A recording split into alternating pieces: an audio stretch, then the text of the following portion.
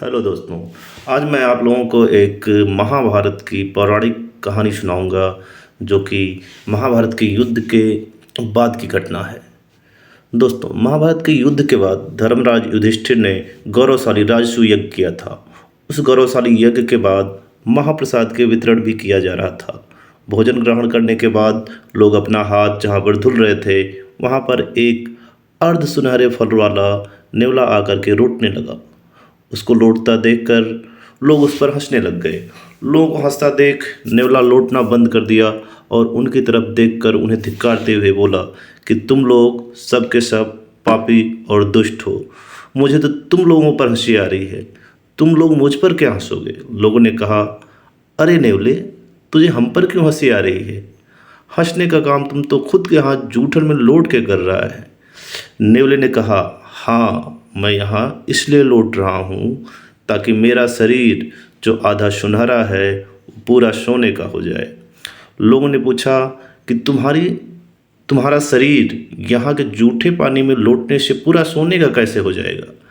क्या इससे पहले तुम्हारा आधा शरीर जो सुनहरा है वह इसी तरह जूठे पानी में लौटने से सुनहरा हुआ था? नेवले ने कहा कि हाँ, बिल्कुल ऐसा ही हुआ था। कुछ समय पहले की बात है। एक गांव में एक गरीब परिवार रह रहा था। उसके परिवार वाले कई दिनों से भूखे थे। उन्हें कई दिनों के बाद कहीं थोड़ा सा अनाज मिला। गृहस्वामिनी ने खाना बनाकर लोगों के सामने परोसा ही था कि एक भूख से व्याकुल आवाज़ उनके कानों में पड़ी। बहुत दिनों से भूखा प्यासा हूँ, कुछ खाने को मिल जाए तो भगवान आपका भला करे। उसकी यह बात सुनकर गृहिणी बोली कि हे अतिथि देवता, हम तो खुद ही 3-4 दिनों से कुछ खाए पिए नहीं हैं। यह बात सुनकर वह अतिथि और दुख भरी लहजे में बोला, आप लोगों ने तो 3-4 दिन से कुछ नहीं खाया, मैं तो 7-8 दिन हो गया अनाज का एक टुकड़ा भी अपने मुंह में नहीं डाला हूँ। यह बात सुनते ही गृहस्वामी ने कहा, लीजिए महाराज, आप भोजन ग्रहण करें। मुझे इसकी ज़रूरत कम, आपको इसकी ज़रूरत ज़्यादा है। यह बात सुनते ही उस अतिथि ने खाना शुरू किया और पलक झपकते ही सारा खाना चुटकियों में ख़त्म कर दिया। वह खाना खाकर बोला कि अभी तो मुझे तृप्ति नहीं हुई है। यह सुनकर गृहस्वामिनी ने अपने हिस्से का खाना अतिथि को दे दिया। अतिथि ने उसे भी खाकर कहा, अभी खाने की इच्छा बहुत ज़्यादा है, अभी भी मेरी क्षुधा शांत नहीं हुई।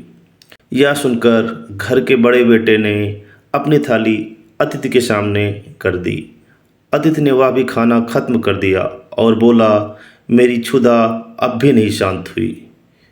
इस बार छोटे बेटे ने अपनी थाली अतिथि के सामने करके यह कहा, महाराज, आप अपनी क्षुधा को शांत करें। उस अंतिम थाली का भोजन कर उस अतिथि ने कहा, मेरी अंतरात्मा तृप्त हो गई, भगवान आप लोगों का भला करे।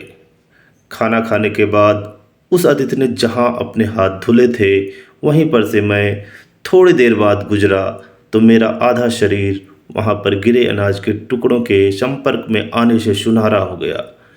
यही सोचकर मैं यहाँ आया था कि यहाँ पर तो बहुत बड़े बड़े धर्मात्मा आ रहे हैं, बड़े बड़े पंडित और पुजारी आ रहे हैं जो कि इस यज्ञ में शामिल हो रहे हैं और महाप्रसाद ग्रहण कर रहे हैं।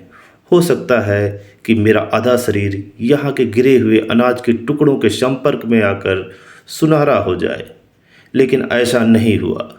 इसके बाद नेवला अपने बालों में लगे जूठन और पानी को साफ करते हुए खड़ा हो गया और चिल्लाया, धिक्कार है धर्मराज, आपका यह महान राजसूय यज्ञ और महाप्रसाद मात्र एक दिखावा है।